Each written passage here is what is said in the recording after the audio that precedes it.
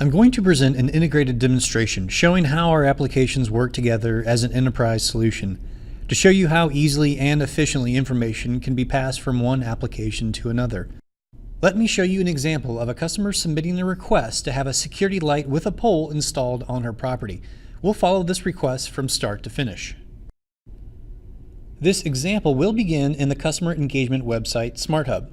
The customer, Pearl Parker, has signed on and would like to submit a request to have a security light with a pole installed on her property. She can initiate the request by clicking on Contact Us, select the contact reason from the drop-down list, then complete the required information, and submit the request.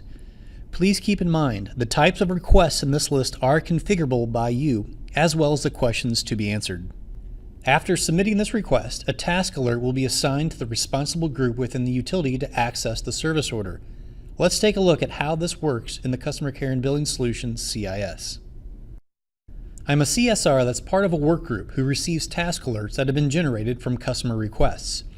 In this example, Pearl Parker's request comes over to me as a web light task alert. You can configure the names of your alerts. For this demonstration, I named it Web Light to indicate this is a SmartHub alert. From here, I can click on the task alert and initiate the service order. I can begin the workflow within the service order screen and call the customer if I need to gather more information. This process also allows the CSR to initiate the work order for the accounting business solution. Now that we've initiated the service order and created the work order for accounting, our workflow process is set up to send a task to our staking group. Using Mobile Workforce, the staker can download the tasks that have been assigned to him for the day. Once he's determined which task to work first, he can start the workflow process, which takes him into the MapWise solution to stake the job. Once the staking task is complete, the materials and estimate are passed on to accounting, and the work order is automatically updated. Also, once the staking task is complete, our CSR back at the utility will receive another task alert. This alert will notify them it's time to create and send the aid to construction invoice to Pearl for payment, so installation of the security light can begin.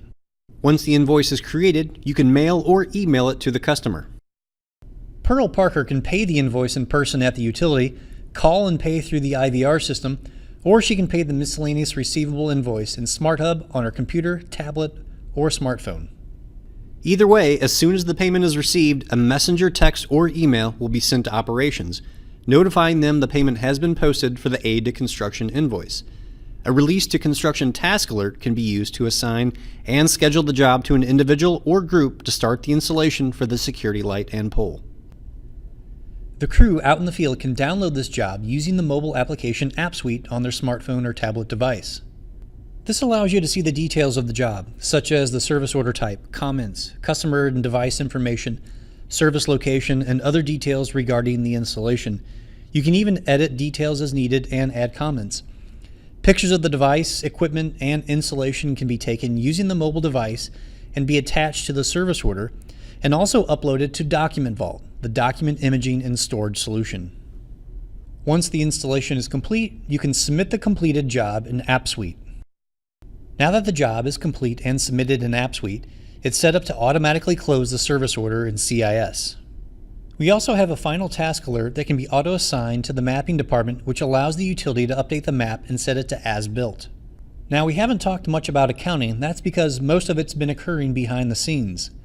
In the accounting business solution, we can view the work order details, which was created when the CSR first accessed the service order in CIS. You can also view the information that was updated by the staker, such as the materials, the service order information, and the estimate that was created when the job was staked. The assembly units and list of materials required to complete the job are also viewable in the accounting business solution. That completes the integrated demonstration. Let's quickly recap the steps. Our customer initiated a service order for a security light and pole through SmartHub. A task alert notified the utility, and the CSR viewed the customer comments and created the work order. As part of the service order workflow, staking was able to download the assigned task using Mobile Workforce and stake the job using MapWise. Once the staking was complete, the work order was updated and a task alert was created for the miscellaneous receivable invoice to be sent to the customer for payment. The customer paid the invoice, which creates the release to construction alert to notify the appropriate people to release the work order to operations for construction. The job is downloaded and managed in the mobile application AppSuite. We took pictures of the installation, attached it to the service order, and uploaded it to Document Vault. Once completed, the service order is automatically closed. The final steps includes converting the map to as-built in MapWise and closing the work order in accounting. Hopefully this demonstration was helpful and clearly shows how easily and efficiently information flows from one application to another as an enterprise solution.